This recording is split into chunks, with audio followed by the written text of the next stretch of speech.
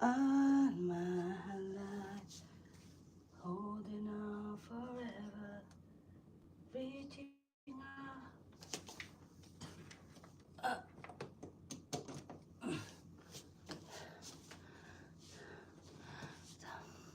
Jocelyn Jonahan, mega love shout out. Good morning. Ayan. Good morning, Has. Ayan. Pakira, thank you ha. Jonalyn, thank you so much. O, Jocelyn pala. Just getting ready for work, mga kapitbahay. Ayan. Ayan, good morning at your country. Good morning.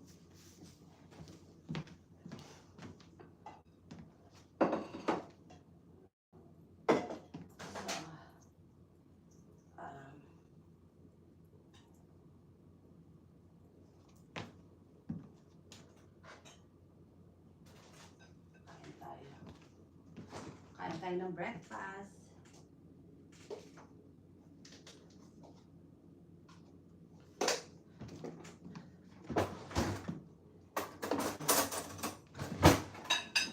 Mga kapitbahay, sobrang gutom ako. Nangihina ako. Hindi ako masyadong nag-snack ako kagabi. Ano ba yung snack ako kagabi? Nag-snack ako kagabi at mega shout out. Good morning. Nag-snack ako kagabi. Ano ba yung snack ko? Cereal. Konting-konti lang mga kapitbahay. Kasi nga patulog na ako. 9 o'clock ata yun. Sabi ko, parang ngayong umaga, gutom na gutom ako mga kapitbahay.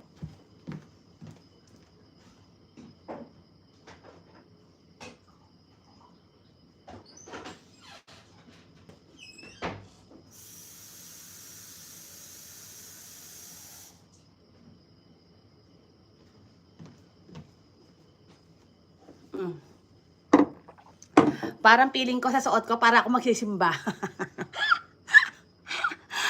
Mga kapitbahay, tinatamad ako mamlanche. Yung sinusuot ko na damit yung hindi pinaplancha mga kapitbahay. Kaya tinan mo, parang feeling ko magsisimba ako today. Mukha ba ako magsisimba mga kapitbahay? Grabe talaga yung suot ko talaga blouse. Ayan. Sobrang gutom ako mga kapitbahay. Ang kinain ko lang kagabi, ano ba kinain ko kagabi? Hello, Laura, mega shout out. Thank you so much po. Bagay po. Bagay ba sa akin? Ay, Lola G, mega shout out. Bagay ba sa akin, Lola? Parang pili ko magsisimba ko. Sabi ko, parang pili ko kasi hindi ko na naisasuot ang mga damit ko na to. Kasi ito, sumikip na sa akin. Ngayon, medyo kasya na. Ano, pang simbang gabi mo ba yan? Sana nga pang simbang gabi. Ayan po, mga kapitbahay, thank you wala akong choice At saka mga kapitbahay, malamig na kasi. Kaya parang feeling ko gusto ko yung suot ko medyo mahaba ng konti. Sabi, baka pag may nagbiro sa akin doon sa trabaho, ano ba? Pag Pilipino, kasi may mga Pilipino doon Sa bagay daw kasi sa trabaho ko, bawal nagbibiro doon Wala nagbibiro. Pero siguro sa loob-loob lang. Meron nga doon customer ko Pilipino. Sabi ko, kuya, ba't uuwi ka na? Hindi mo naman ako kinukwentuhan Hindi mo naman ako kinakausap, hindi ka naman nagkakwento. Ano naman palagay mo? Kala mo naman nasa kanto lang tayo sa Pilipinas. Feeling mo taga-kanto ba tayong dalawa? Oo nga, nakakamiss yung mga kwentuhan sa kanto, sabi niya ganoon.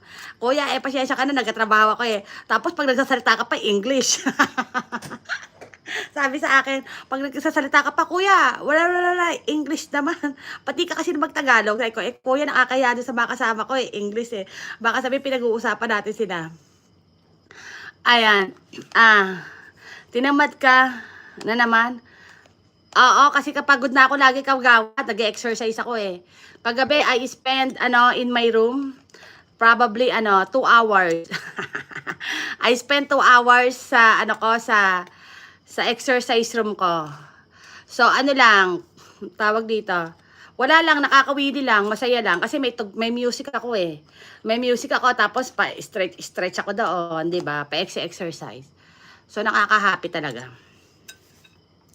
Ayun nga, pagkatapos ko nga mag-exercise, sabi ko, parang gutom ako. Nakita ko, 9:30 na.